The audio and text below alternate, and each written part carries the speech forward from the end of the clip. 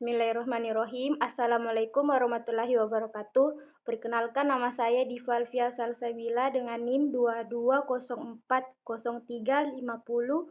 220403502033 dari kelas 03 jurusan Administrasi Fakultas Ilmu Pendidikan Universitas Negeri Makassar. Saya akan mempresentasikan materi yang berjudul ICT sebagai alat bantu pembelajaran.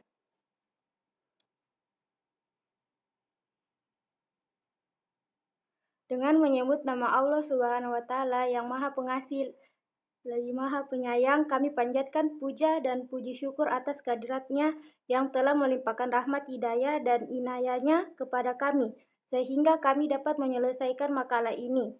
Makalah ini telah disusun sesuai sistematik penulisan makalah yang benar, tapi terlepas dari semua itu, kami menyadari sepenuhnya bahwa masih ada kekurangan baik dari segi susunan kalimat maupun tata bahasanya.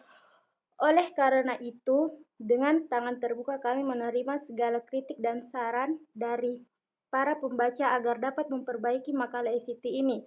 Akhir kata, kami berharap semoga makalah ini dapat memberi manfaat maupun inspirasi terhadap pembaca.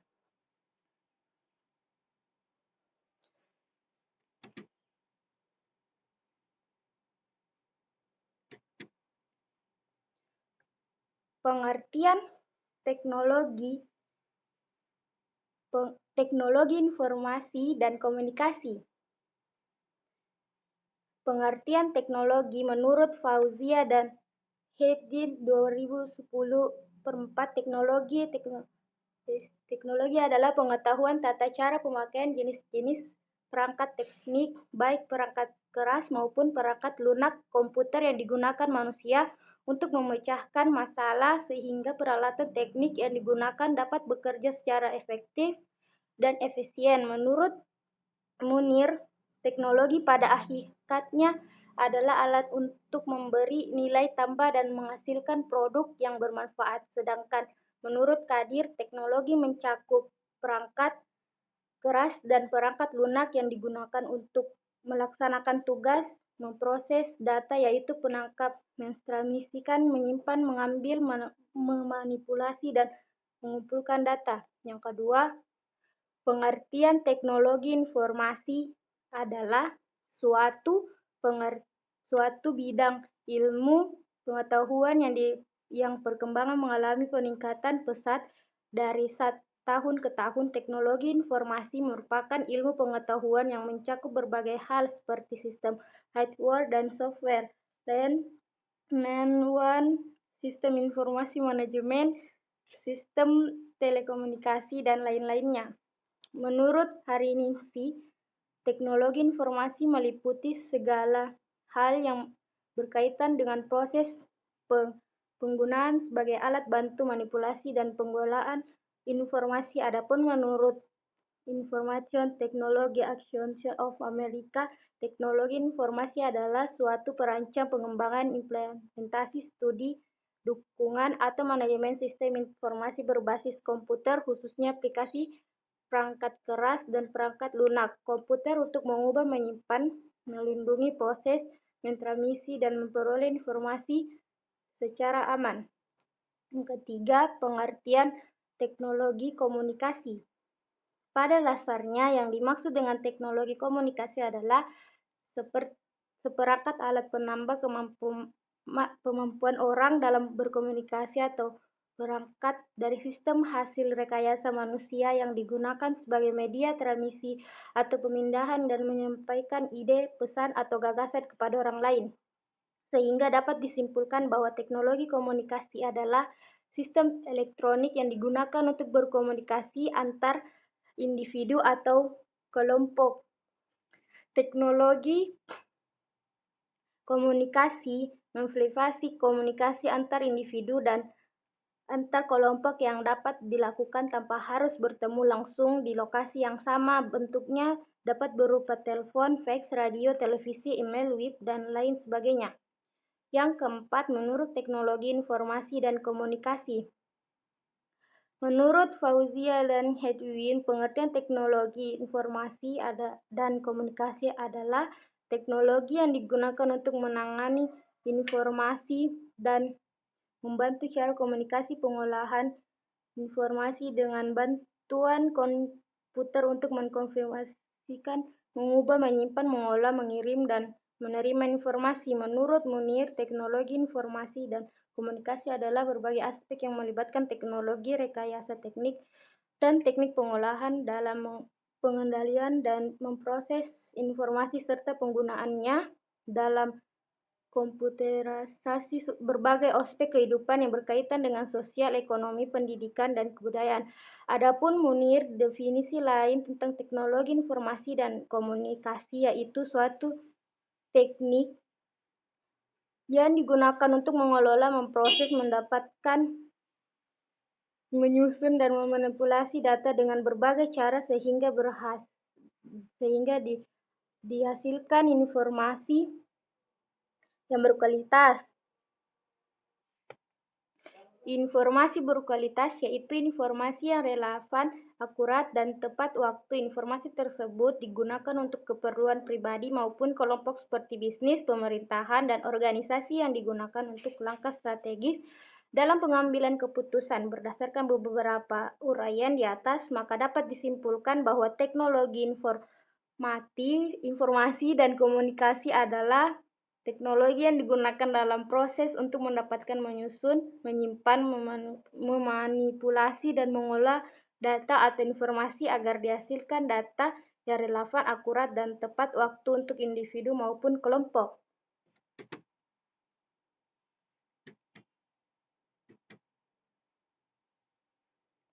B. Pemanfaatan TIK dalam dunia pendidikan. Menurut Mulyasa menjelaskan bahwa pendidikan diartikan sebagai proses menjadi, yaitu menjadikan seseorang menjadi manusia seutuhnya dan menjadi dirinya sendiri yang tumbuh sejalan dengan bakat, kemampuan, dan potensi secara peserta didik secara manusiawi agar mempunyai kepribadian unggul. Sedangkan menurut Baharudin dan Wahyuni menjelaskan tentang pendidikan sebagai wahana kompleks bagi setiap individu untuk belajar dalam mencapai berbagai macam kompetensi, keterampilan, dan sikap. Dalam rangka mewujudkan berbagai macam kompetensi, keterampilan, dan sikap tersebut, pendidikan tidak terlepas dari sebuah alat di mana akan banyak berguna bagi perkembangan peserta didik dan kemajuan pendidik di Indonesia. Alat tersebut adalah teknologi informasi dan komunikasi, TIK. TIK memberikan peluang bagi perkembangan kreatif dan kemandirian peserta didik. Pembelajaran dengan memanfaatkan layanan TIK memungkinkan menghasilkan karya-karya baru yang orisinal, memiliki nilai tinggi, dan dapat dikembangkan lebih jauh lagi. Melalui TIK, peserta didik akan memperoleh berbagai informasi dalam lingkup yang lebih luas dan mendalam sehingga dapat meningkatkan kewawasannya. Hal ini memberikan peluang untuk mengembangkan dan memanfaatkan TIK dalam pembelajaran. Menurut Munir, pemanfaatan TIK untuk mendorong kegiatan pendidikan antara lain: 1. Memperoleh berbagai informasi informasi dari berbagai sumber informasi komputer dengan internet sebagai hasil dan aplikasi dari TIK yang telah banyak digunakan sebagai sumber informasi yang mudah, murah, dan cepat untuk menunjang pendidikan. 2. Penyebaran informasi internet telah dimanfaatkan untuk menyebarkan informasi kepada banyak orang yang dapat mencakup hampir semua wilayah di seluruh dunia. Informasi dapat diakses tanpa dibatasi jarak, ruang, dan waktu, bisa di mana saja dan kapan saja. 3. Konsultasi dengan tutor dalam pendidikan jarak jauh. Pengajar pembelajaran terpisah secara fisik karena tidak ada tatap muka secara langsung, maka dalam proses pembelajaran dibantu oleh tutor. Internet dapat dimanfaatkan untuk berkonsultasi dengan tutor yang berada di tempat berbeda, misalnya memanfaatkan layanan email, chatting, maupun mailing list. 4. Perpustakaan digital. Dengan perpustakaan digital ini, mempelajari dapat mengakseskan secara online ke sumber-sumber ilmu, pengetahuan, atau sumber informasi dengan mudah dan cepat. Dengan dengan mudah dan cepat tanpa harus dibatasi jarak dan waktu. 5. Pembelajaran online yaitu proses pembelajaran dengan memanfaatkan layanan komputer dan internet. Dengan menggunakan internet memungkinkan pengajar memberikan pelajarannya dan para pembelajar menerima penyajian pelajaran tersebut tanpa harus berkumpul di dalam satu ruangan kelas. Pembelajaran online juga memungkinkan pelajaran dapat saling bertukar pikiran tanpa jawab atau berdiskusi dengan pembelajaran tutor atau dengan guru. Materi pembelajaran online dibuat alternatif, komunikatif, dan menarik untuk meningkatkan kualitas belajar sehingga hasilnya bisa sama atau bahkan melebihi dari kualitas belajar yang dilaksanakan secara konvensional dengan tatap muka di kelas. Next.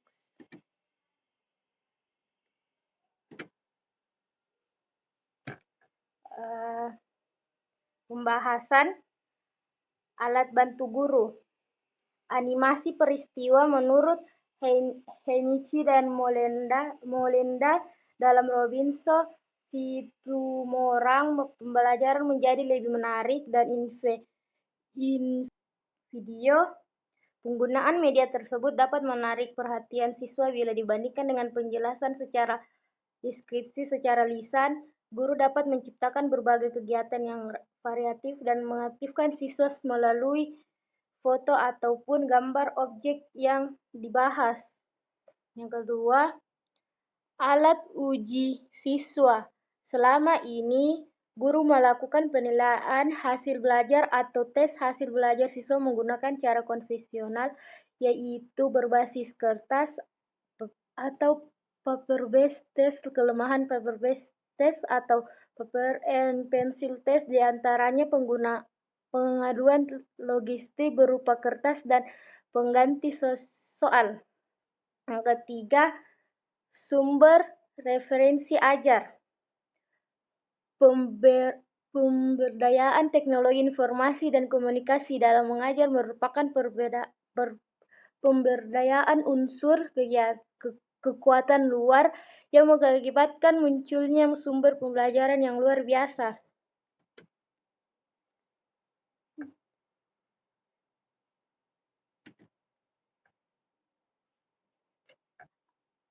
Alat bantu interaksi guru dan siswa. Komunikasi guru siswa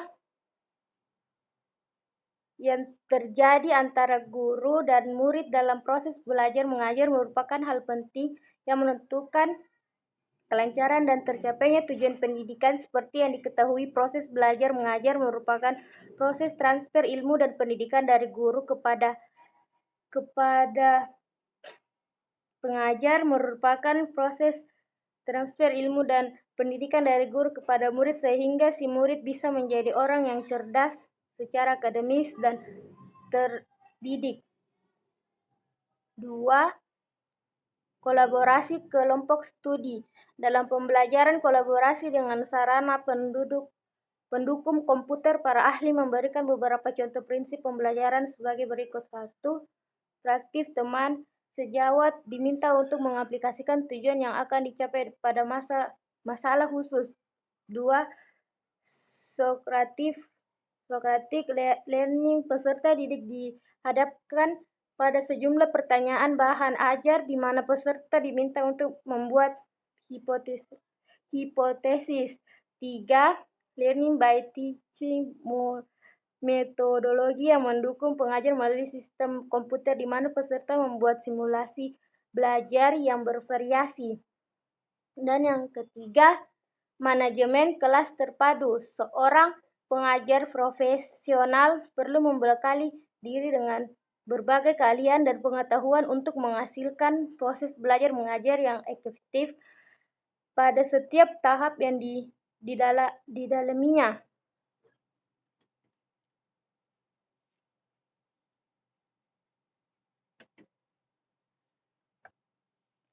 Alat bantu siswa.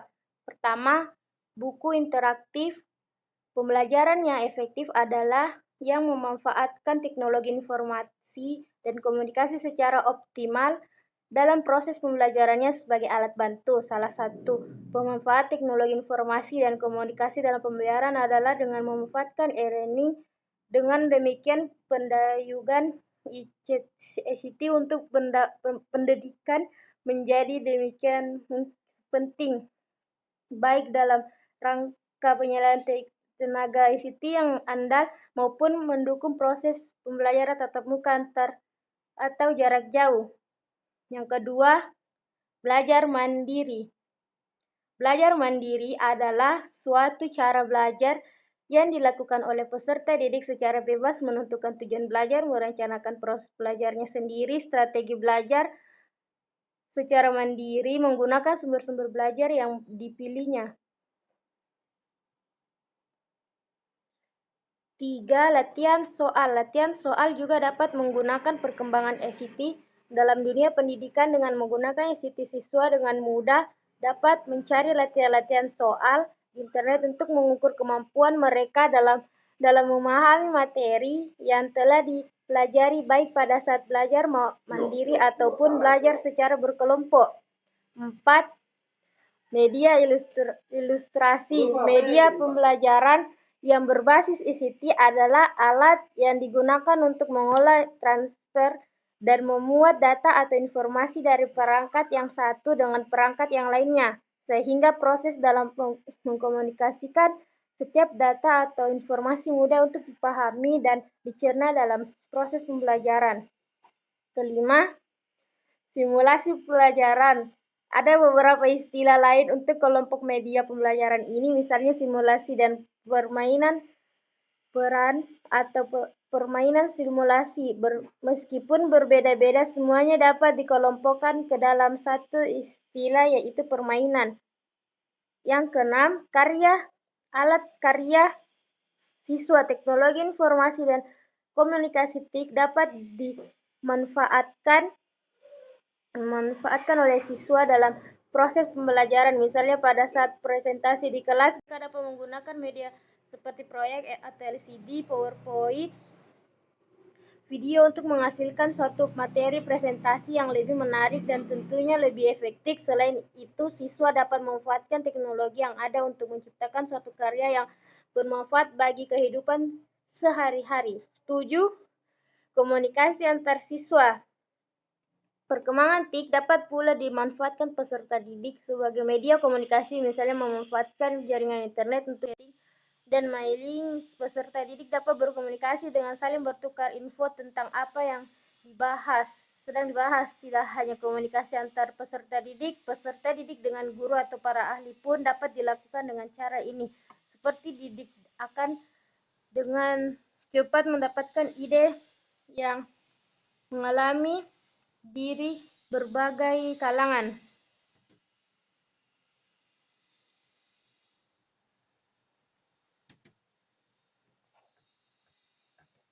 Yang terakhir, penutup atau kesimpulan. 1. TIK sebagai alat bantu guru animasi peristiwa. Yang kedua, alat uji siswa. Yang ketiga, sumber referensi ajar. Yang keempat, evaluasi kinerja siswa. Yang kelima, simulasi kasus. Yang keenam, alat peraga visual. Yang ketujuh, komunikasi antar guru. Yang kedua, TIK sebagai alat bantu siswa. A. Buku alternatif belajar mandiri. C. Latihan soal. D. Media ilustrasi. E. Simulasi pembelajaran. F. Alat karya siswa. G. Komunikasi antar sesama siswa. 3. TIK sebagai alat bantu interaksi guru-siswa. A. Komunikasi guru-siswa. B. Kolaborasi kelompok studi. C. Manajemen kelas terpadu. Dan itulah sekian. Terima kasih. Itulah presentasi saya. Wabillahi taufiq wal hidayah. Wassalamualaikum warahmatullahi wabarakatuh.